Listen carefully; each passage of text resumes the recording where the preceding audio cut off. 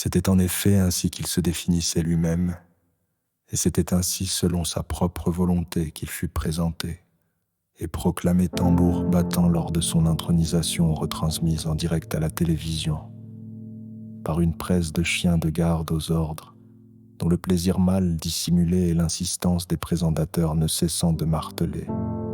Ce message, en glorifiant ainsi leur idole, trahissait connivence, obéissance et une soumission sans faille qui allait jusqu'au ravissement le plus complet, ce qui les rendait totalement ridicules et grotesques.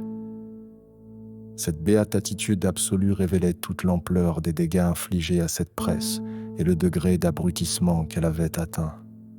Consécutivement à cette intromission dont elle avait été victime, par la force et la ruse, furtive, lente et insidieuse, une profonde pénétration par derrière perpétrée patiemment avec préméditation et sans bruit par les milliardaires eux-mêmes pendant de nombreuses années, profitant de sa faiblesse, s'insinuant jusqu'au plus profond d'elle pour en soustraire, manipuler et détourner à leur profit toute l'information, ce précieux et fondamental pilier de la démocratie, faisant ainsi main basse sur le quatrième pouvoir.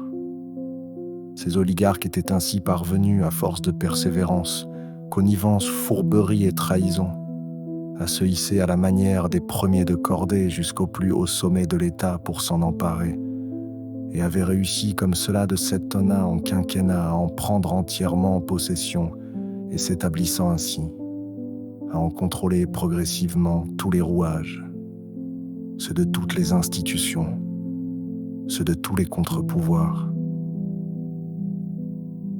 Et ce nouveau relayeur pour 5 ans dont c'était le tour, et que l'on conduisait ce jour sur le trône dont il promettait une blancheur immaculée à l'image d'une république exemplaire, venait s'asseyant sur le peuple et s'en torchant s'emparer du pouvoir, tel un illusionniste paré des meilleurs habits bluffant tout le monde, déguisé, masqué et grimé dans une panoplie de Zorro aux allures d'un monsieur propre parfumé à la rose.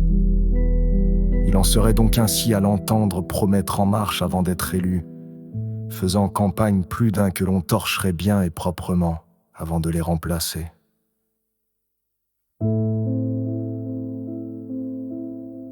Et peu importe le parti des remplaçants, ce serait de toute manière une république exemplaire. L'heure était à l'érection générale. Du soi-disant maître, bien sûr, que cette presse érigeait en véritable statue. De ces chiens gardes aussi qui n'étaient en réalité qu'une bande de moutons à 2 pattes, sorte de bricolage OGM mi-humain, mi-mouton, un tiers molosse, hybride sans boule et à 2 balles. Des trous du cul sodomisés par des oligarques qui en avaient retiré la cervelle, la moelle et les tripes par atomisation et sublimation, après lobotomie et viscération. Ils avaient la trique érectée comme des ânes sans honte et sans pudeur, et se faisaient plaisir dans un orgasme interminable, ininterrompu, jamais assouvi. À la seule vue de leur maître à leurs yeux ainsi magnifiés et tout-puissants. Pressentant ainsi ce maître à la télé, ils en perdaient la tête et leur latin, et dans leur voix retenue, lente, un peu tremblante, d'une gorge serrée ayant du mal à déglutir, transparaissait un bonheur absolu. Ils en pleuraient presque et ne trouvaient plus leurs mots. Il n'y avait à leurs yeux pas de mots assez grands, assez beaux, et à les entendre, on aurait pu imaginer qu'ils bombaient le torse, tant ils étaient fiers, aux petites soins affairés.